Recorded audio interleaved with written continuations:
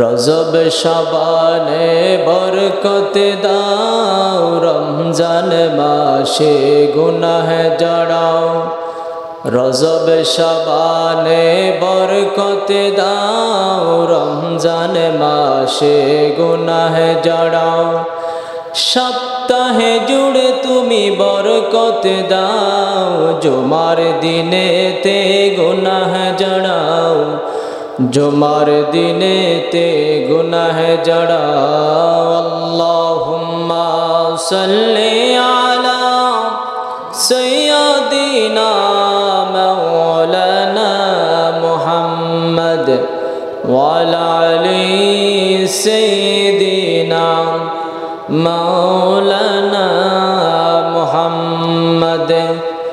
তাহাজ্জুদের জায়নামাজে মরণ প্রভু দিও আমায়, ইকামতের দিনের কাজে কবুল করে নিও আমায়। তাহাজ্জুদের জায়নামাজে মরণ প্রভু দিও আমায়, ইকামতের দিনের কাজে কবুল করে নিও আমায়। আজকের সিরাতুন নবী সাল্লাল্লাহু আলাইহি ওয়াসাল্লাম এর মাহফিলের সম্মানিত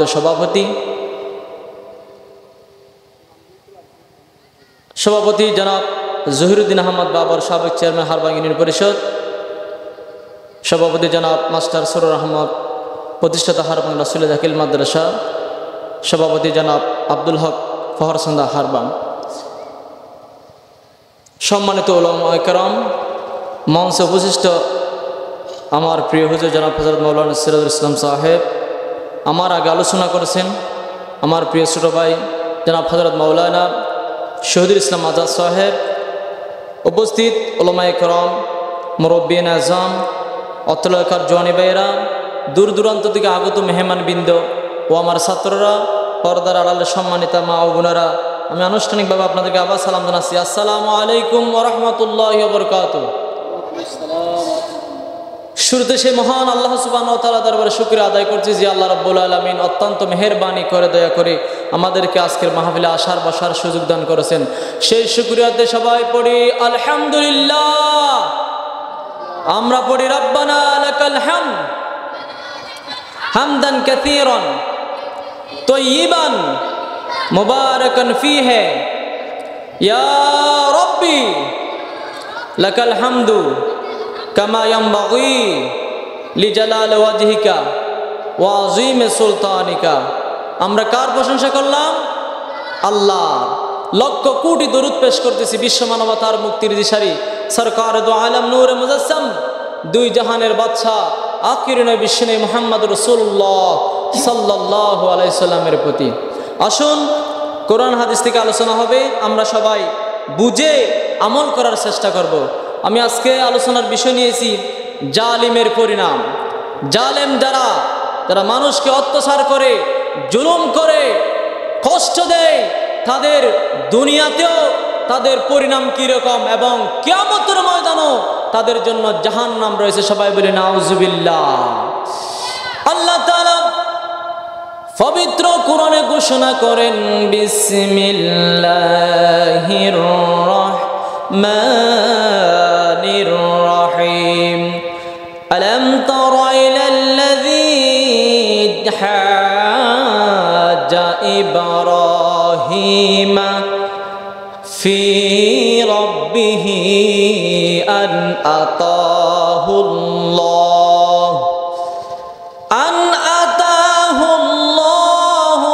মুলকা ইয ক্বালা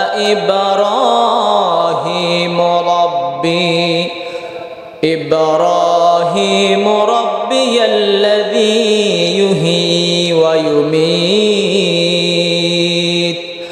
ক্বালা আনা উহয়ী ওয়া উমীত ক্বালা ইব্রাহিম ফাইন্নাল্লাহা ইয়াতি বিশ-শামসি মিনাল মাশরিকি فأت بها من المغرب فبهت الذي كفر ওয়াল্লাহু লা ইয়াহদিল কওমাল যালিমিন। সবাই বলে আল্লাহু আকবার। আল্লাহ কোরআনে ঘোষণা করেন, তুমি কি সেই ব্যক্তিকে দেখোনি যে ইব্রাহিমের সাথে তার রবের ব্যাপারে বিতর্ক করেছিল? নাউজুবিল্লাহ বলেন না। হযরত ইব্রাহিম আলাইহিস সালামকে আল্লাহ নমরুদের কাছে পাঠিয়েছিলেন, আর নমরুদ তিনি ইব্রাহিম আলাইহিস সালামের সাথে আল্লাহকে নিয়ে বিতর্ক করেছিলেন। নাউজুবিল্লাহ। আল্লাহ আরো বলেন, আল্লাহ তাকে রাজত্ব দান করেছিলেন। ওই নমরুদকে আল্লাহ রাজত্ব দিয়েছিলেন, বাচ্চাই দিয়েছিলেন। ইব্রাহিম সাল্লাম তাকে যখন বলল, আমার প্রতিপালক তিনি যিনি জীবন্ত করেন এবং মৃত্যু ঘটান, সুবহানাল্লাহ।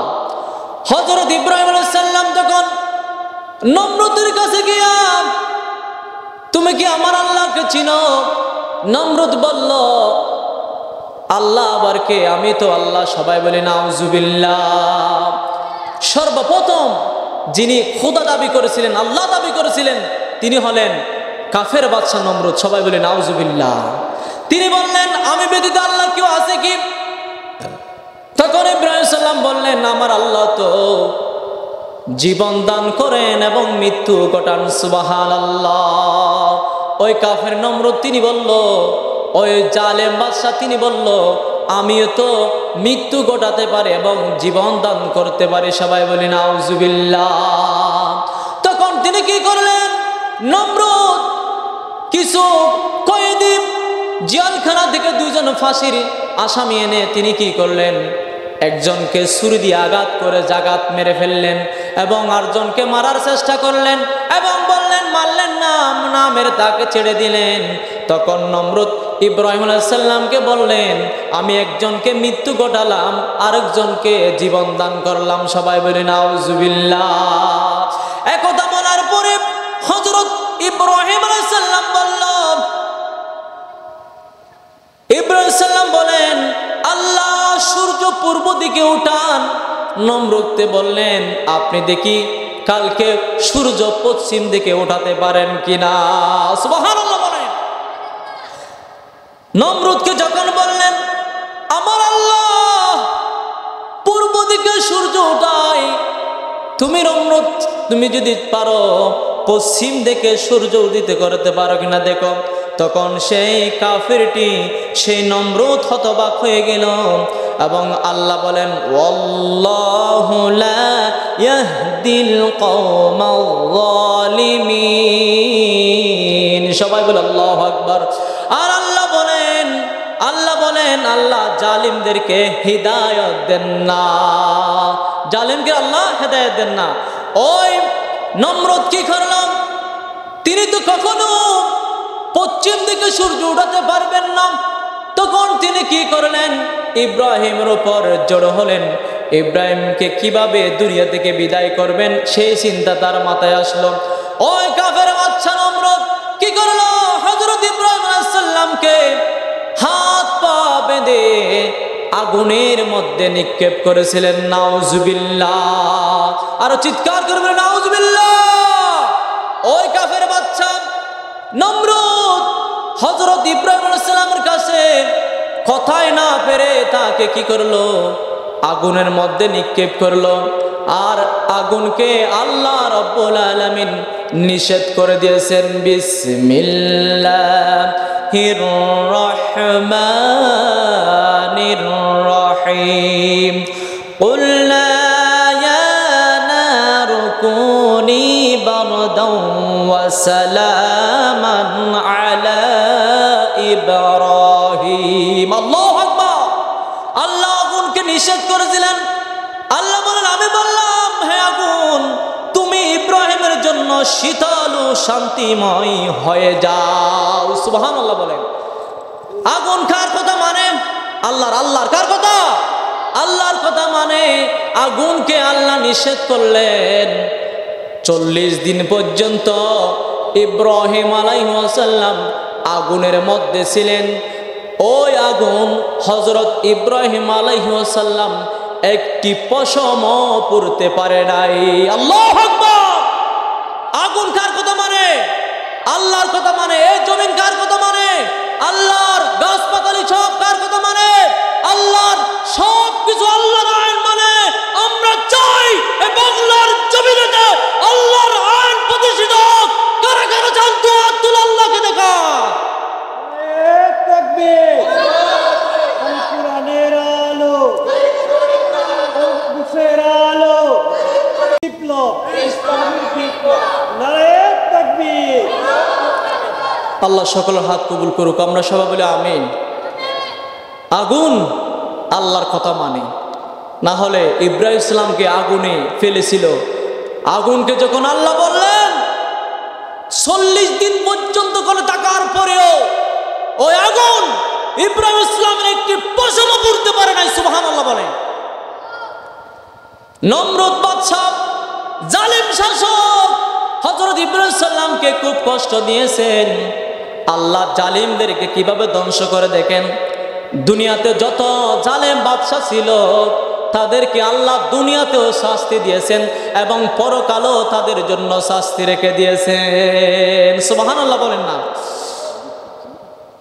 জালিম তার জুলুমের পরিণতি দুনিয়াতে ভোগ করে, আর পরকালের শাস্তি আরো ভয়াবহ রয়েছে। দেখেন না, ওই নমরুদ যখন এত জুলুম করেছিল, এত অত্যাচার করেছিল, তার বাদশাহী দেওয়ার কারণে তিনি মানুষকে মানুষ বলে মনে করেন নাই, নিজেকে খোদা দাবি করেছিলেন। সবাই বলেন আউযুবিল্লাহ। তিনি আর কি করলেন? তিনি যখন বাদশা, নমরুদ বাদশা, তিনি সব জায়গা থেকে সেনাবাহিনী আনলেন। আনার পরে তিনি কি করলেন? আল্লাহর সাথে যুদ্ধ করবে। নাউজুবিল্লাহ বলেন না। এই নমরুদ বাদশা তিনি বললেন আমি আল্লাহর সাথে যুদ্ধ করব। কত বড় বেয়াদব, কত বড় নাফরমান। তিনি বলে আল্লাহর সাথে যুদ্ধ করবেন। সমস্ত বাহিনী নিয়ে তিনি উপস্থিত হলেন, আল্লাহর সাথে যুদ্ধ করবেন। তখন উপর দিয়ে একটু মেঘমালা আসলো। তিনি উপর দিকে তাকালেন, একটা মেঘমালার মতো তার লাগলো, কিন্তু ওগুলো মেঘমালা নয়, ওগুলো সব কিছু আল্লাহর সৃষ্টি। মশা পাঠিয়ে দিল। সুবহানাল্লাহ। উপরে সব মশা। তিনি আল্লাহর সাথে যুদ্ধ করতে চাইলেন, আল্লাহ অর্ডার দিয়ে দিলেন মশাদেরকে। সব মশা এসে তাদেরকে কি করলো? দংশন করলো। মশা কামড় দিল। সব বাহিনী গোল আল্লাহ ধ্বংস করে দিলেন। সুবহানাল্লাহ। একটি ল্যাং মশা ছিল। আল্লাহ আমি কি করব? ওই দেখেন কত বড় বাদশা, কত বড় নমরুদ, কত বাদশা, কত জালিম বাদশা, তিনি নিজেকে নিজে খোদা দাবি করেছেন। আল্লাহ বললেন আমি তোকে একটা ল্যাং মশা দিয়ে দুনিয়া থেকে ধ্বংস করব। সুবহানাল্লাহ। আজও যারা জালেম, অত্যাচার, যারা মুসলমানের উপর অত্যাচার চালায়, আলেমদের উপর দরে দরে জেলখানায় পাঠায়, আল্লাহ তাদের শাস্তিও এই নমরুদ বাদশার মতো, ফেরাউনের মতো করবে। ঠিক কিনা বলেন? ল্যাং মশা বলল আমি কোথায় যাব? আল্লাহ অর্ডার দিয়ে দিলেন, ও ল্যাং মশা তুমি ফেরাউনের নাকের ভিতর দিয়া ঢুকে মাথায় চলে আসো। সুবহানাল্লাহ বলেন না। ওই ল্যাং মশা ফেরাউনের নাকের ভিতরে ঢুকে মাথায় চলে আসলো। আলহামদুলিল্লাহ। এখন ফেরাউন কি করে? মাথায় কয়েকটা বাড়ি দিলে একটু ভিতরে শান্তি পায়। সুবহানাল্লাহ বলেন না। বাইরে যখন আঘাত করে মশা বলে আমি একটু বিশ্রাম নিই, যেহেতু বাইরে চলতেছে কাজ, তখন একটু ভালো লাগে। আবার যখন মাথায় বাড়ি দেওয়া বন্ধ হয়ে যায়, ভিতর থেকে মশা আবার কামড়াতো আবার আরম্ভ করে। সুবহানাল্লাহ। ভিতরে মশা আবার কামড়ানো আবার আরম্ভ করে, তখন তার আবার খারাপ লাগে। ওই নমরুদের আবার খারাপ লাগে। আবার বাহির থেকে যখন আঘাত করা হয় আবার তার ভালো লাগে। এইভাবে করতে করতে আবার যখন বাহিরে হাতে ঘুষি দেয় কোনো কাজ হয় না, এবার দেখুন পায়ের জুতা দিয়ে যখন মাথায় আঘাত করে আবার মশা একটু ভালো হয়ে যায়, ভিতরে কামড় দেয় না। মশা বলে বাহির থেকে তো শাস্তি চলতেছে, আমি একটু বিশ্রাম নিই, মশার কামড় দেয় না। তখন জুতা দিয়ে যখন বাড়ি দেয় নমরুদের, তার একটু শান্তি লাগে। এভাবে করতে করতে আবার যখন জুতার বাড়ি শেষ হয়ে যায়, আবার ভিতরে মশাই কামড়ায়, আবার কষ্ট পায়, আবার বলে ওই আমার শ্রমিকরা তোমরা আমাকে আবার জুতা দিয়ে মারতে দেখো মাথার মধ্যে। সুবহানাল্লাহ। এত বাদশাহী করেছো তুমি, এত পর দেখিয়েছো, এবং কি নিজেকে কুদা দাবি করতেছো, তোমার সামান্য মশার খাবার খাওয়ার তোমার যোগ্যতা নাই, ঠিক কিনা বলেন? এরপরে তিনি বিরক্ত হয়ে গেলেন, জুতা বাড়ি মারতে মারতে বিরক্ত হয়ে গেলেন, পিছনে একটা বড় লাঠি রাখলেন। কয় জুতার বাড়ি দিয়ে কাজ হচ্ছে না, এবার অন্য কিছু দিয়ে আমাকে বাড়ি দাও। তখন ওই যিনি মারতেন তিনি বিরক্ত হয়ে গেলেন, বিরক্ত হয়ে যখন মারতে বললেন, ওই লাঠি দিয়া একই মারে মাথাটা তসতস করে দিয়েছেন। সুবহানাল্লাহ। ওই নমরুদ বাদশার ভিতরে যখন মশা ছিল তখন মারতে বলল, লাঠি দিয়া মাথায় মেরে মারা মাথা চুরমার করে ফেললো। ওই মশাটা আস্তে করে বাইরে হয়ে চলে গেল। আলহামদুলিল্লাহ। দেখেন না জালেমের কিরকম পতন, জালেমের পরিণাম কিরকম। নমরুদ বাদশা তিনি নিজেকে খোদা দাবি করেছিলেন, হযরত ইব্রাহিম আলাইহিস সালামকে অনেক কষ্ট দিয়েছেন, এমনকি আগুনে নিক্ষেপ করেছিলেন। ওই জালেম বাদশাকে আল্লাহ সামান্য একটা মশার কামড় দিয়া দুনিয়া থেকে বিদায় করে দিয়েছেন। সুবহানাল্লাহ। আমি বলতে চেয়েছিলাম জালেম বাদশা তারাদেরকে আল্লাহ দুনিয়াতে লাঞ্ছিত করবেন, দুনিয়াকে তারা জুলুম করার কারণে শাস্তি ভোগ করবেন, এবং তাদের জন্য পরকালে ভয়াবহ শাস্তি রেখে দিয়েছেন আল্লাহ।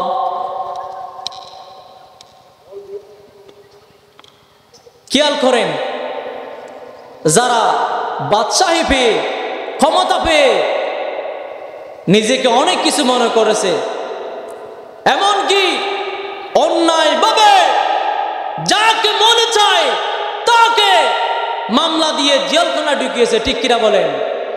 এমনকি বড় বড় আলেমদেরকে ধরে নিয়ে ফাঁসির মধ্যে ঝুলিয়েছেন, ঠিক কিনা বলেন?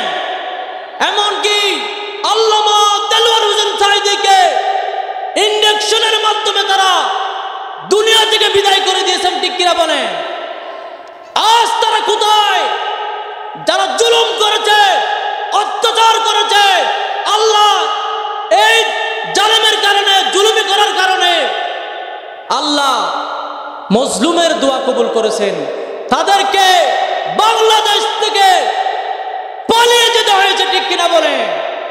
অনেকে বলেছিলেন আমরা 2040 সাল পর্যন্ত খাবো, নাউজুবিল্লাহ বলেন না, বড় বড় কথা বলেছিলেন, খেলা হবে খেলা হবে বলেছিলেন। এখন তারা কোথায়?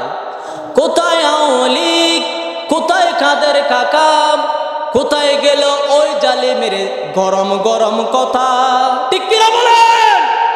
কোথায় আওয়ামী লীগ, কোথায় কাদের কাকা, কোথায় গেল ওই জালিমের জালেম গরম গরম কথা? খেলা হবে খেলা হবে খেলা হবে বলে কাকা গেল পালাইয়া, সৈরাসার পালাইলো দেশটা ছাড়িয়া, সৈরাসার পালাইলো দেশটা ছাড়িয়া, ঠিক কিনা বলেন? আমরা আল্লামা দেলোয়ার হোসেন সাঈদীকে হারিয়েছি, তিনি কোরআনের পক্ষে ছিল। যদি তারা আল্লামা দেলোয়ার হোসেন সাঈদী দিয়ে একটা বছর বেঁচে থাকতো, তাহলে দেখতেন আল্লামা দেলোয়ার হোসেন সাঈদীর জন্য মানুষ কত পাগল পারা, কত দেওয়ানা একটা বছর বেঁচে থাকলে দেখতেন, ঠিক কিনা বলেন? আমরা কোরআনের পাখিকে হারিয়ে ফেলেছি। কোরআনের পাখি আল্লামা সাঈদী, আলহামদুলিল্লাহ বলেন না। কোরআনের পাখি আল্লামা সাঈদী, দুনিয়াতুন বিদায় আরারে ফেলাই, যার মরণে সারা বিশ্বর কোটি মুসলমান অসহায়। আল্লামা সাঈদীর হতা মনতলে দুনিয়ায় দাড়ি গম নলাই, হনে হনে জুলুম গজে আরো শতুন আল্লাহ দেখে, হনে হনে জুলুম গজে আরো শতুন আল্লাহ দেখে, মাজুলুমর দুয়া আল্লাহ নদিব ফিরাই আল্লামা সাইদির হঠাৎ মনতলে দুনিয়াদারি গম নলাই ঠিক কিনা আজও আমরা আল্লামা দেলোয়ার হোসেন সাইদির ওয়াজ শুনে শুনে কলিজা শীতল করে ঠিক কিনা বলেন আল্লামা দেলোয়ার হোসেন সাইদির কবরটারে আল্লাহ জান্নাতের টুকরা বানিয়ে দেখ আমরা সবাই চিৎকার করে বলে আমিন আরেকজন আমার রাসূলকে বেশি কষ্ট দিয়েছেন তিনি হলেন আবু জেহেল আবু জেহেল তিনিও জালেম ছিলেন অত্যাচারী ছিলেন মক্কার জমিনে সবচেয়ে আমার রাসূলকে যিনি বেশি কষ্ট দিয়েছেন তার নাম হলো আবু জেহেল সবাই বলি নাউজুবিল্লাহ এ আবু জেহেলকে আল্লাহ তাআলা অত্যন্ত নিকৃষ্টভাবে অত্যন্ত লজ্জাজনকভাবে দুনিয়া থেকে বিদায় করে দিয়েছেন আলহামদুলিল্লাহ বদরের যুদ্ধ হয়েছে আপনার মুসলমান ছিল মাত্র 313 জন কাফের ছিল 1000 তারা সেনাবাহিনী সশস্ত্র বাহিনী আর মুসলমানদের সামান্য কিছু ছিল বেশি ছিল না 313 জন 1000 সৈন্যের সাথে যুদ্ধ করবে মুসলমান খেয়াল করেন ঈমানি জজবা থাকতে হবে ঈমান দৃঢ় থাকতে হবে মানুষের ঈমান যত মজবুত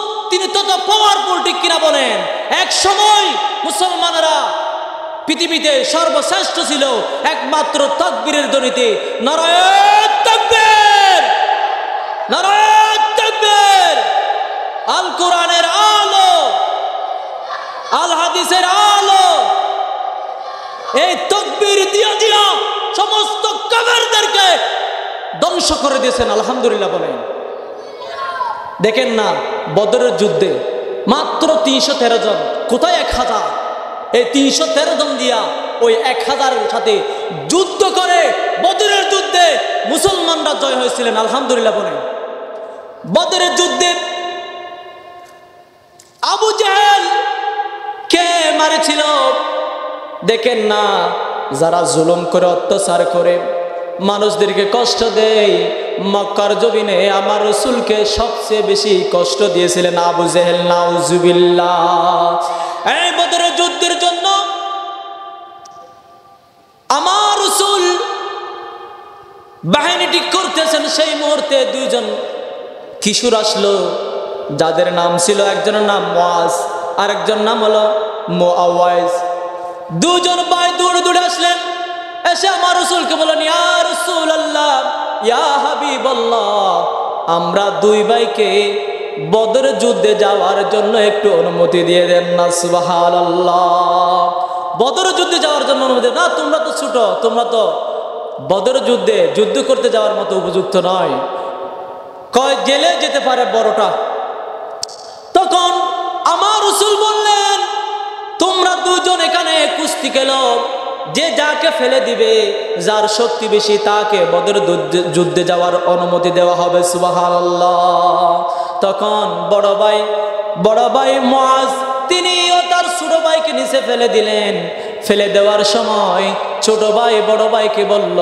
ও বড় ভাই তুমি তো জয় হয়ে গেছো যুদ্ধে যাওয়ার জন্য তুমি জয় হয়ে গেছো তুমি একটু অভিনয় করো না আমি তোমাকে ফেলে দিই ফেলে দিলে আমরা দুই ভাই বদর যুদ্ধে যাওয়ার জন্য অনুমতি পেয়ে যাব সুবহানাল্লাহ বলেন বদর যুদ্ধে যাওয়ার জন্য দুই ভাই আমার রাসূলের কাছে গেলেন আমার রাসূল বললেন তোমরা যেতে পারবে না তোমাদের শক্তি কম ছোট বাচ্চা শিশু তোমরা কিভাবে যাবে তখন তারা কুস্তি খেলেন দুজন জয় হলো আমার রাসূল বিশ্বনবী মুহাম্মদুর রাসূলুল্লাহ সাল্লাল্লাহু আলাইহি সাল্লাম অনুমতি দিয়ে দিলেন দুই ভাইকে বদর যুদ্ধে যাওয়ার জন্য অনুমতি দিয়ে দিলেন যুদ্ধ চলে গেল যাওয়ার পরে বদর যুদ্ধ শুরু হয়ে গেল যুদ্ধ শুরু হওয়ার পরে তো দুইজন শিশু আব্দুর রহমান বিন আউফ রাদিয়াল্লাহু তাআলা আনহুর কাছে গেল গিয়া বলেন দুইজন কিশোর বলেন একটু ছেড়ে একটু ছোট্ট করে গোদা দিয়ে বলে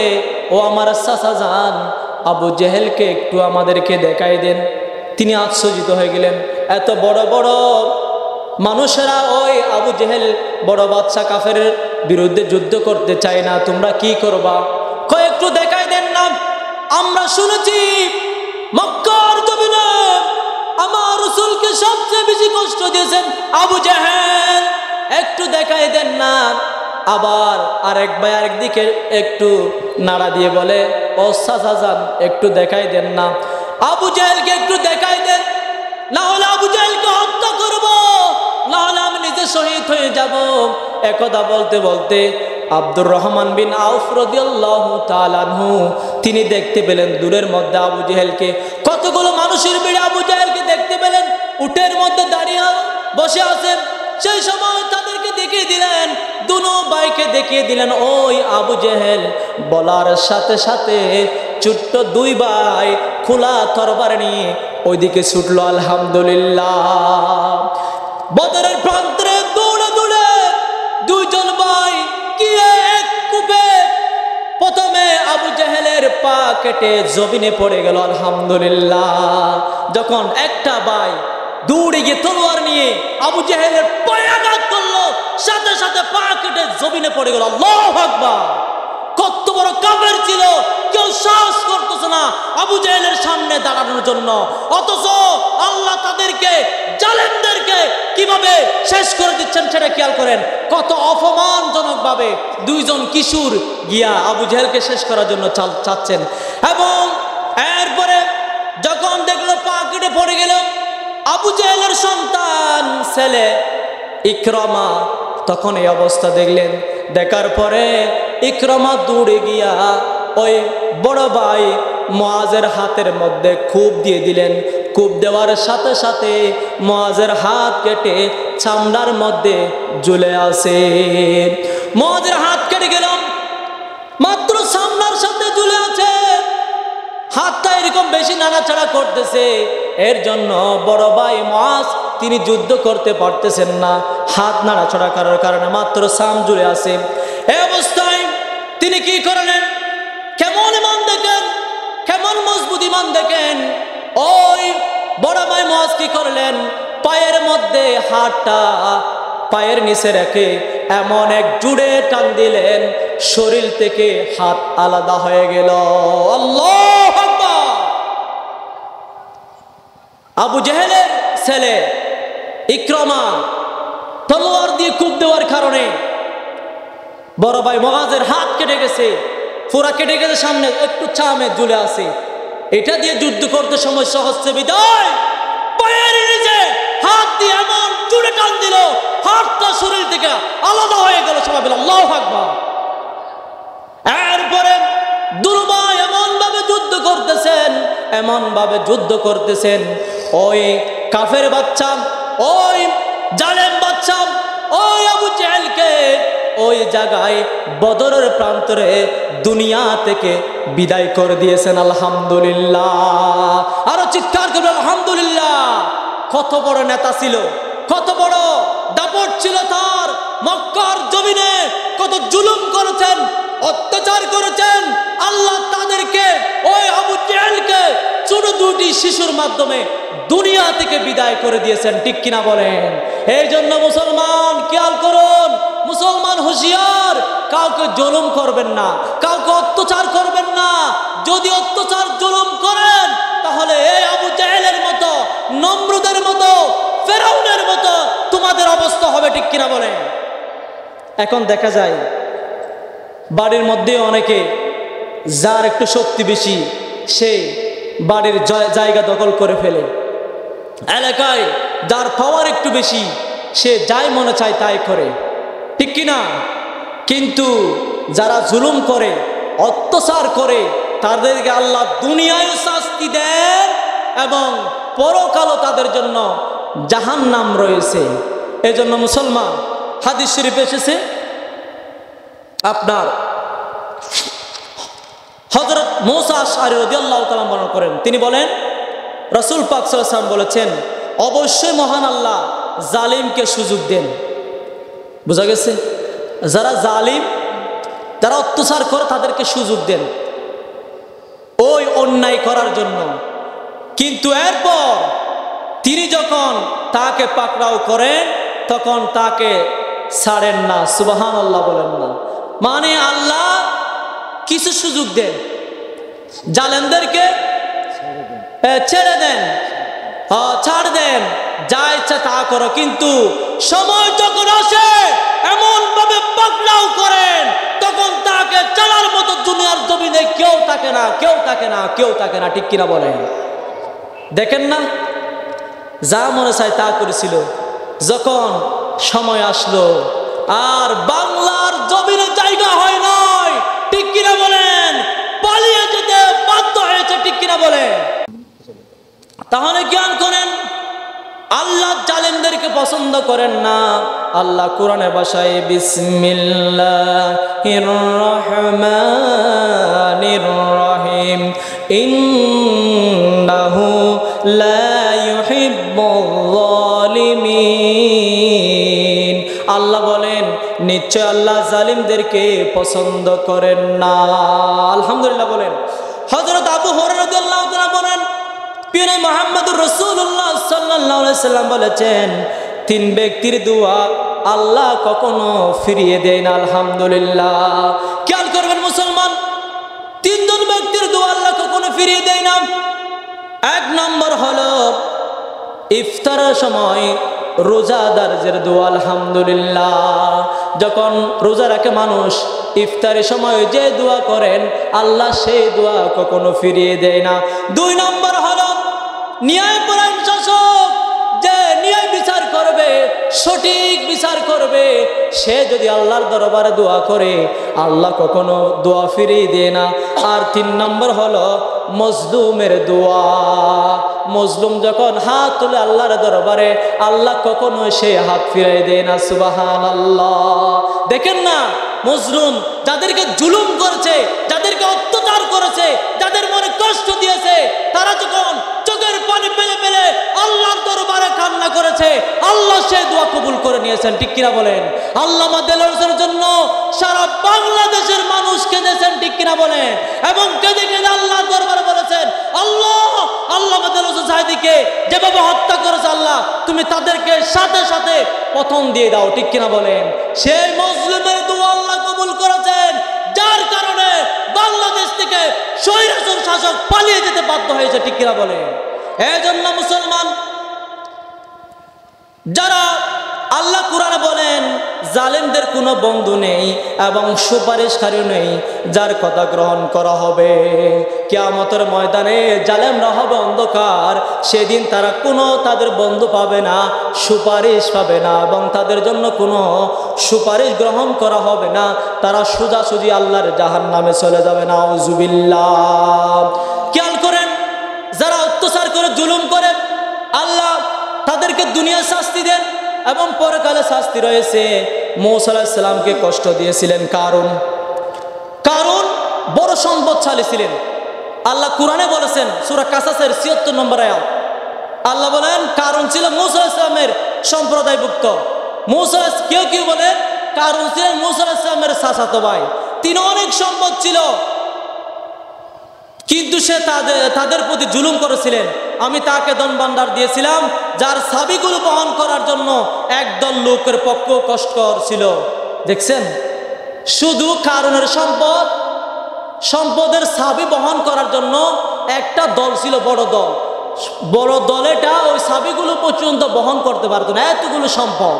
কিন্তু মুসলমান এই কারণকে যখন যাকাত দিতে বলল, তিনি অস্বীকার করলেন। তিনি বললেন, আমি এই সম্পদ আমি নিজে কামাই করেছি। মূসা আলাইহিস সালাম বললেন, মূসা আলাইহিস সালামকে আরো কষ্ট দিলেন। মূসা আলাইহিস সালামকে একটা নারীকে লিখিত পাঠিয়ে দিলেন, একটা নষ্ট মহিলাকে ভাড়া করলেন। বললেন, তুমি বলবা মানুষদেরকে মূসা আলাইহিস সালাম আমার সাথে খারাপ করেছে। সবাই বলে নাউজুবিল্লাহ। কত বড় নাফরমান, কত বড় মুশরিক, কত বড় ঈমান হারা, কত বড় মুনাফিক। এই কারণ বলল কি, মূসা আলাইহিস সালামের ব্যাপারে একটা খারাপ কথা মানুষের কাছে বলে বেড়াচ্ছেন। তখন মূসা আলাইহিস সালাম কান্না করতেছেন, সিজদায় পড়ে গেল এবং আল্লাহকে বলল, তখন আল্লাহ বললেন, ও মূসা, মাটিকে তুমি যে আদেশ করো সে আদেশ পালন করবে। সুবহানাল্লাহ বলেন না। তখন মাটিকে বললেন, ও মাটি, ওই কারুনকে গ্রাস কর। সাথে সাথে কারুন হাঁটু পর্যন্ত গেড়ে গেল। আবার যখন মাটিকে আবার অর্ডার করলেন, ও মাটি, ওই কারুনকে গ্রাস কর। আবার তিনি কি করলেন, কোমর পর্যন্ত গেড়ে গেল। আবার বললেন, ও মাটি, কারুনকে গ্রাস কর। আবার ওই কারুন তার এক বুক পর্যন্ত গেড়ে গেল। তখন সে বলে, আমি আল্লাহর উপর ঈমান আনলাম। সবাই বলে নাউজুবিল্লাহ। সেই সময় আল্লাহ তাদের তওবা কবুল করেন না, তাদের ঈমান কবুল করেন না।